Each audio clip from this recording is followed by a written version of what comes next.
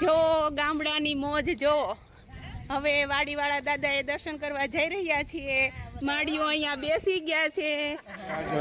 200 થી 250 વર્ષની અંદાજ છે. અમારા ગવટિયા વખતમાં આ ઇતિહાસ બન્યો છે. હનુમાન બાપા કુવામાંથી પ્રગટ થયેલા છે.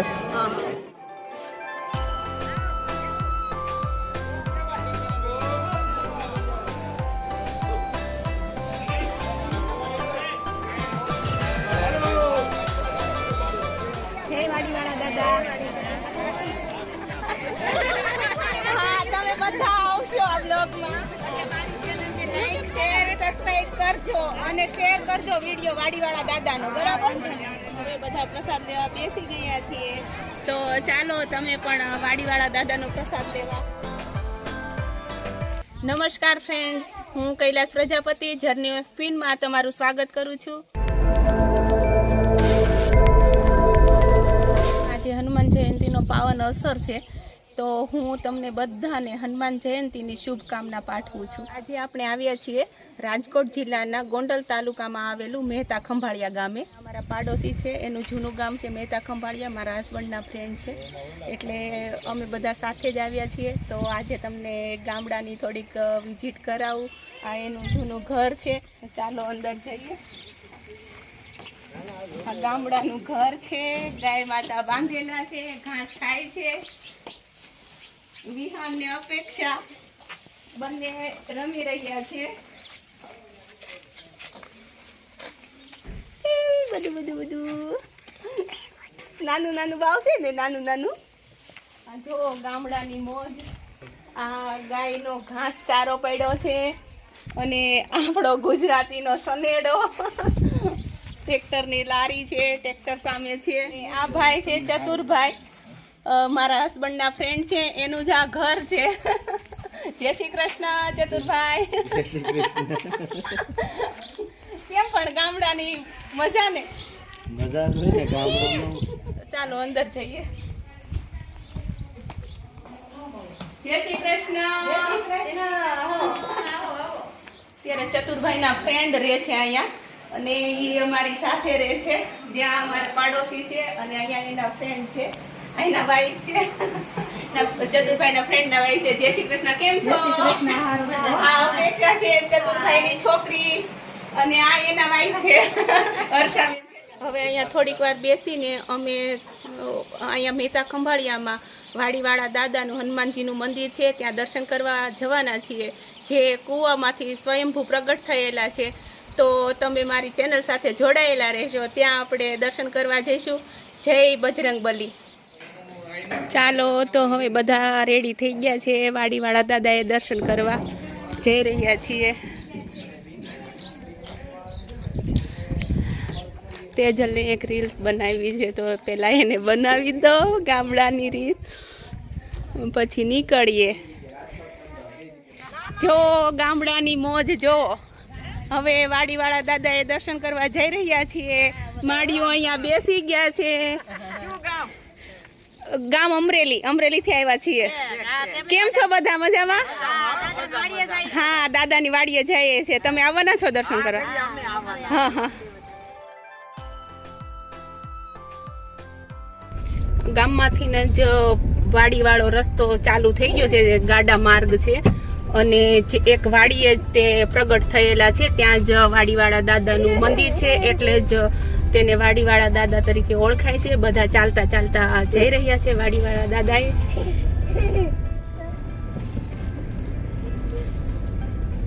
મંદિર તરફ જવાનો રસ્તો છે, અને દૂરથી જ લાગે છે કે ભીડ ઘણી હશે. આજે કાર્યક્રમ પણ છે, ઘણા કલાકારો આવવાના છે, એટલે ભીડ તો રસ્તામાં જ અમે જોયું તો ઘણી ભીડ દર્શાતી હતી. ગેટ છે આગળનો, એન્ટ્રી અમે લઈ લીધી છે. અંદર ઘણું ટ્રાફિક છે. આજે હનુમાન જયંતિનું પર્વ છે,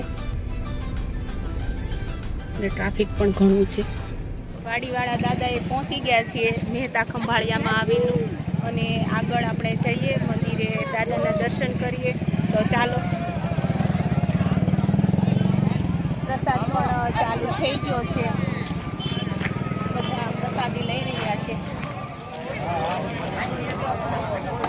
પ્રસાદ પણ ચાલુ થઈ ગયો છે અને બધા સેવા આપી રહ્યા છે. આપણે આગળ દાદાના દર્શન કરીએ તો ચાલો દાદાનો પ્રસાદ જોઈ લઈએ પેલા કે શું શું છે દાદાનો પ્રસાદમાં.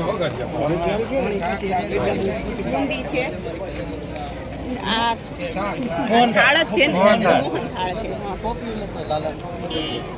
ગાંઠિયા છે, રોટલી છે, સબ્જી છે, રીંગણા બટેકાની, સલાડ છે, દાળ ભાત.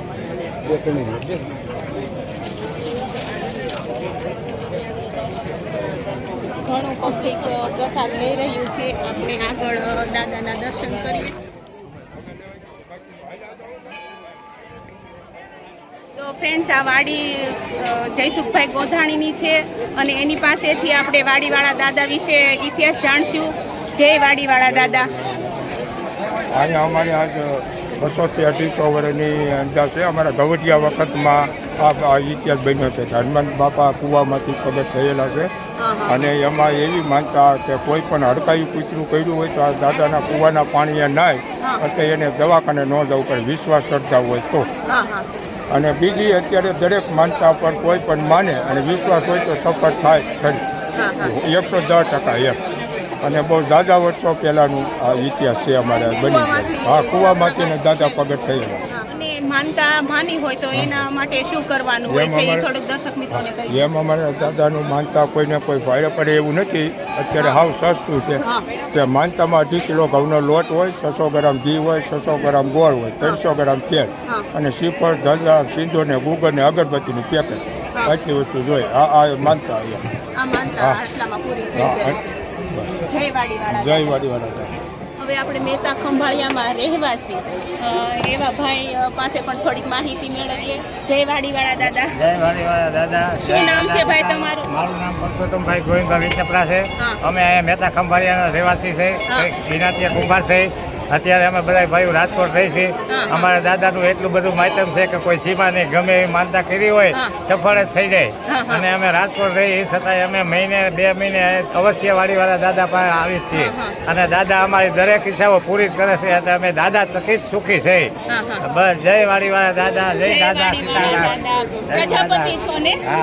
હું પણ પ્રજાપતિ છું. જય વાડીવાળા દાદા. હવે જ્યાં કૂવામાંથી પ્રગટ થયા છે વાડીવાળા દાદા એ તરફ જઈ રહ્યા છીએ. તો ચાલો આપણે દર્શન કરીએ.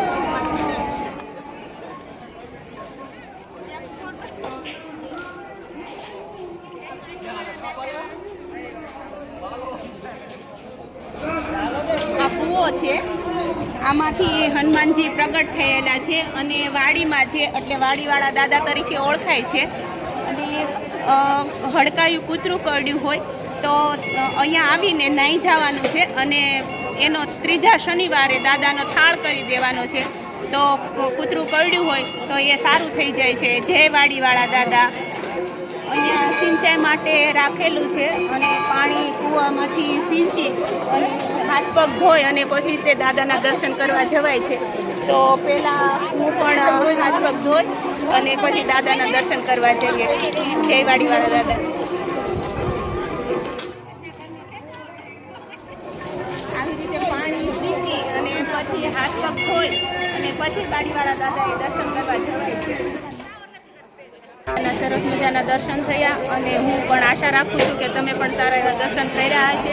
મારી પાછળ તમે જોવો છો યજ્ઞકુંડ, જે દર હનુમાન જયંતિ સવારથી ચાલુ હોય છે યજ્ઞ. 1 વાગ્યા સુધી ચાલુ હતો. કાકાને પૂછ્યું તો 1 વાગ્યા સુધી યજ્ઞ ચાલુ હતો અને ડાયરાનું પણ આયોજન કરેલું છે, એનો કાર્યક્રમ રાખેલો છે. તો કોણ કોણ કલાકાર આવવાના છે એ પણ જાણીએ. તો ચાલો.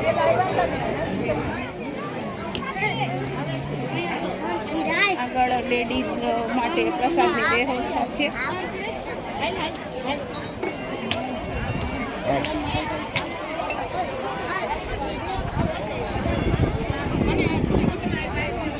જે ડાયરાનું આયોજન કરેલું છે તે પણ આપણે જોઈએ. કલાકાર આવવાના છે.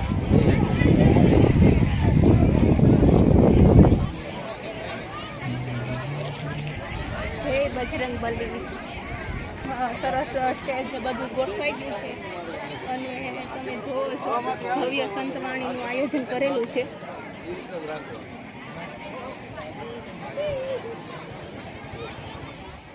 સંતવાણીના કલાકારો છે પરસોત્તમ પરિબાપુ અને ભક્તિરામ કાપડી કલાકારો આવે છે અને આજે સરસ આયોજન કરેલું છે.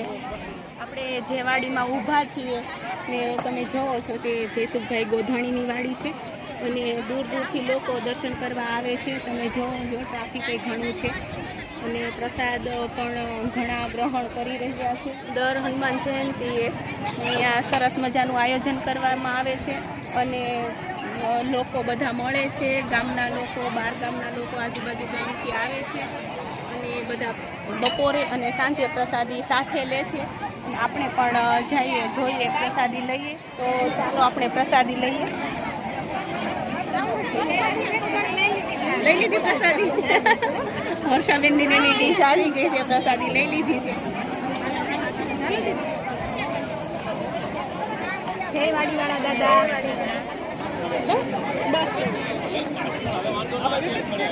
હા, journey of queen Kailash Prajapati.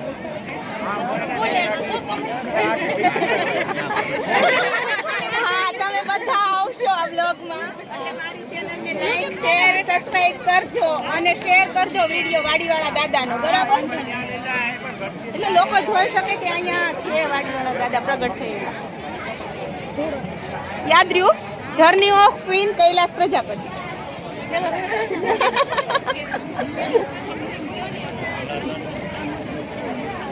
રોટલી આપો તો.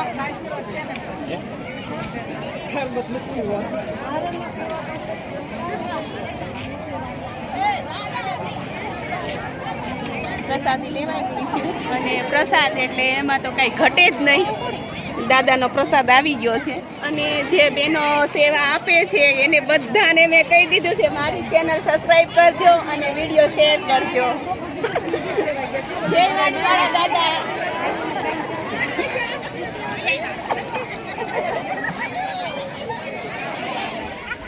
હવે બધા પ્રસાદ લેવા બેસી ગયા છીએ. તો ચાલો તમે પણ વાડીવાળા દાદાનો પ્રસાદ લેવા. જય વાડીવાળા દાદા. ફ્રેન્ડ્સ, હવે વાડીવાળા દાદાનો બ્લોગ પૂરો કરવાનો સમય આવી ગયો છે. તો હું આશા રાખું છું કે હું તમને સારી એવી માહિતી પૂરી પાડી શકીશ અને મારા બ્લોગ ગમે તો મારી ચેનલને સબસ્ક્રાઈબ જરૂર કરજો અને લાઈક કરજો, શેર કરજો, સબસ્ક્રાઈબ કરજો અને હા, બેલ આઇકોન જરૂર દબાવજો જેથી કરીને મારા નવા વિડીયોનું નોટિફિકેશન તમારા સુધી પહોંચી શકે. જય વાડીવાળા દાદા. અને ફ્રેન્ડ્સ, આજે મારો સન પણ સાથે છે. એની સ્કૂલ હોય છે એટલે એ નથી આવતો મારી સાથે બ્લોગમાં. આજે એ પણ મારી સાથે છે.